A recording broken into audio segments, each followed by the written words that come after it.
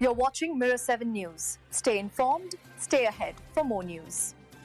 Every music festival has its own style, but few are put together the way San Francisco's Portola Festival is. As its founder Danny Bell likes to say, his approach is more mad scientist than anything else. That description isn't just for show. He literally spends a year tinkering with a giant spreadsheet full of data before the festival comes to life. Imagine a lab, but instead of beakers and bubbling potions, it's rows and columns filled with artist names, subgenres, budgets, and even details like sunset times. That's where Portola's unique lineup is designed.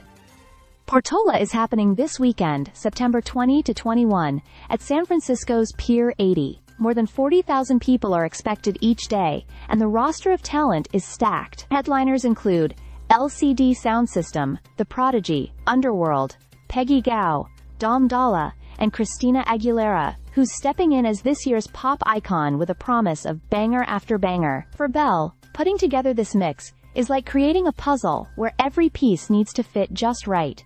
From the legendary pioneers of electronic music to the rising stars shaping the genre today, what makes Portola special is how it honors the past while celebrating the present.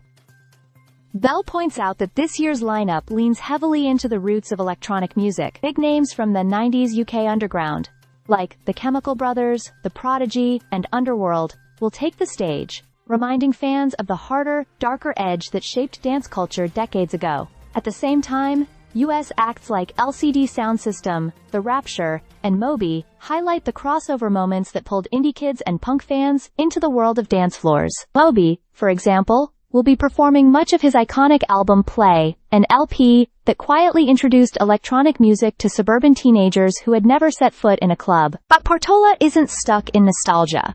The festival also makes room for artists at the forefront of today's scene, like Peggy Gou, Mau P, and the duo Anti-Up. Bell sees this as part of a generational shift.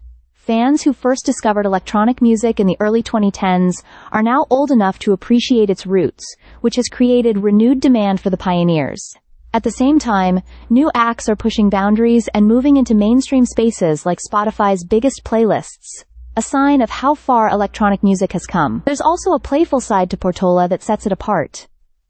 Each year, Bell reserves a spot for what he calls the divas. Last year it was Natasha Bedingfield, before that Nelly Furtado, and now it's Christina Aguilera's turn. His pop moments add a wink and a smile to a festival that takes its music seriously, but presents it with humor and style. Even the festival's Instagram is run with a comedic edge, packed with chaotic, funny posts that keep fans entertained long before the gates open. And the festival doesn't stop at Pier 80. Surrounding events stretch across San Francisco, with club nights, after-parties, and local business collaborations running from Thursday through Monday. Bell says it's all part of reminding people how vibrant the city is, not just as a place to visit, but as a place to celebrate. In the end, Portola feels like a love letter to electronic music's past, present, and future, and to San Francisco itself. And while fans are about to experience this year's carefully curated madness, Bell is already deep in his spreadsheet, cooking up the next one.